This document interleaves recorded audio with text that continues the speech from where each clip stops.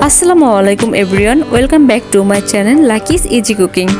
এখন তালের মৌসুম, বাজারে ভরপুর তাল পাওয়া যায়। মজাদার এই ফলটি রস বের করার ঝামেলার জন্য অনেকেই আমরা ইচ্ছা থাকতেও পিঠা বানিয়ে খাই না। কোনো ঝামেলা ছাড়া অল্প সময়ে খুব সহজে কিভাবে তাল থেকে রসটা বের করা যায় সেই সহজ পদ্ধতিটা আজকে আপনাদের সঙ্গে আমি শেয়ার করব। তো চলুন দেখে নিই আমি এই রসটা কিভাবে বের করে নিয়েছি। আর আমার এই ভিডিওটা দিয়ে যদি একটু উপকৃত হয়ে থাকেন তাহলে অবশ্যই আমার চ্যানেলটা সাবস্ক্রাইব করে দিবেন এবং লাইক কমেন্ট দিয়ে পাশে থাকবেন। তালের রসটা বের করে নেওয়ার জন্য সবার প্রথমে তালটা একটু বাড়ি দিয়ে নিতে হবে নরম হওয়ার জন্য। দুই একটা বাড়ি দিলেই দেখবেন তালটা অনেকটা নরম হয়ে এসেছে এবং খুব সহজেই মুখটা খুলে যাবে। এখন আমি তাল থেকে খোসাগুলো ছাড়িয়ে নেব। আপনাদের দেখে বুঝে নিতে হবে আমি কিভাবে খোসাগুলো ছাড়িয়ে নিচ্ছি। এরকম একটু একটু করে ধরে পাতলা করে খোসাগুলো ভালোভাবে আমি এখন ছাড়িয়ে নেব। আমার খোসাগুলো প্রায় ছাড়ানো হয়ে গিয়েছে। এই পর্যায়ে আমি নিচে একটা প্লেট নিয়ে নিয়েছি যাতে ময়লা না লাগে। এখন আমি হাত দিয়ে একটু ছাড়িয়ে নেব। তিনটা আটি আমি আলাদা করে নিয়েছি।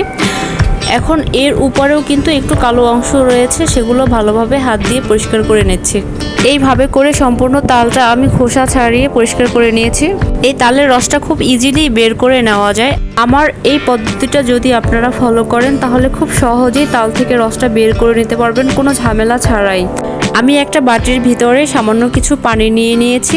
এর মধ্যে এখন আমি দিয়ে দিলাম আগে থেকে পরিষ্কার করে রাখা তালের আটি 3টি। আর এই কাজটা অবশ্যই করতে হবে।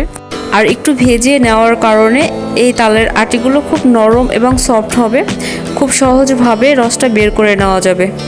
10 মিনিট রেস্টে রেখে দিচ্ছি। ফিরে আসলাম 10 মিনিট পরে। আর এরই মধ্যে তালগুলো ভেজে খুব সুন্দর একটা রসালো ভাব চলে এসেছে। এখন তাল থেকে রস বের করে নেওয়ার পালা। একটা বাটি নিয়ে নিয়েছি আর নিয়ে নিয়েছি একটা গ্রেটার। এরকম স্টিলের গ্রেটার কিন্তু আপনাদের সবার বাড়িতেই আছে। এখন একটা তালের বিচি নিয়ে এভাবে করে গ্রেট করতে থাকতে হবে। আর এই গ্রেট করার ফলে তালের ভিতরে যে রসালো কাঁচটা বা রসটা আছে সেটা বাটিতে পড়ে যাবে। এই একইভাবে আমি 3টা আটি থেকেই 70% পর্যন্ত রস বের করে নেব। বাকি 30% কিভাবে বের করব সেটাও সহজ উপায় আমি দেখিয়ে দিব। আর আপনারা চাইলে এইভাবেই পুরোটা রস বের করে নিতে পারেন। সাদা হওয়া পর্যন্ত গ্রেট করতে থাকলে পুরোটা রস বের হয়ে যাবে, তবে সেই ক্ষেত্রে একটু সময় বেশি লাগবে। আর সহজ হবে যদি এই আটি 3টা আবার একটু ভেজে নেই। আমি এই আটি 3টার ভিতরে আবার সামান্য কিছু পানি দিয়ে হাত দিয়ে ভালোভাবে চটকিয়ে মাখিয়ে নিচ্ছি। কিছুক্ষণ হাতের সাহায্যে এভাবে ভালোভাবে চটকিয়ে আবারও গ্রেট করে নেব। এখন কিছুক্ষণ গ্রেট করে নেওয়ার পরে দেখবেন আটিগুলো একদম সাদা হয়ে গিয়েছে। সেই পর্যায়ে বুঝে নিতে হবে যে তাল থেকে সম্পূর্ণ রসটা বের হয়ে আসছে। 3টা আটি থেকে আমি সম্পূর্ণ তালের রসটা বের করে নিয়েছি। এখন এই রসটা আমি একটু ছেঁকে নেব। একটা বাটি নিয়ে আমি তার উপরে ছাঁকনি বসিয়ে দিয়েছি। এরপরে আমি অর্ধেকটা তাল এর মধ্যে ঢেলে দিয়ে ভালোভাবে চেলে নিচ্ছি। একটু চামচের সাহায্যে ভালোভাবে নাড়া দিয়ে নিতে হবে, কারণ তালের রসটা একদম ঘন। তালের এই সিজনে তালের পিঠা না খেলে ব্যাপারটা জমেই না।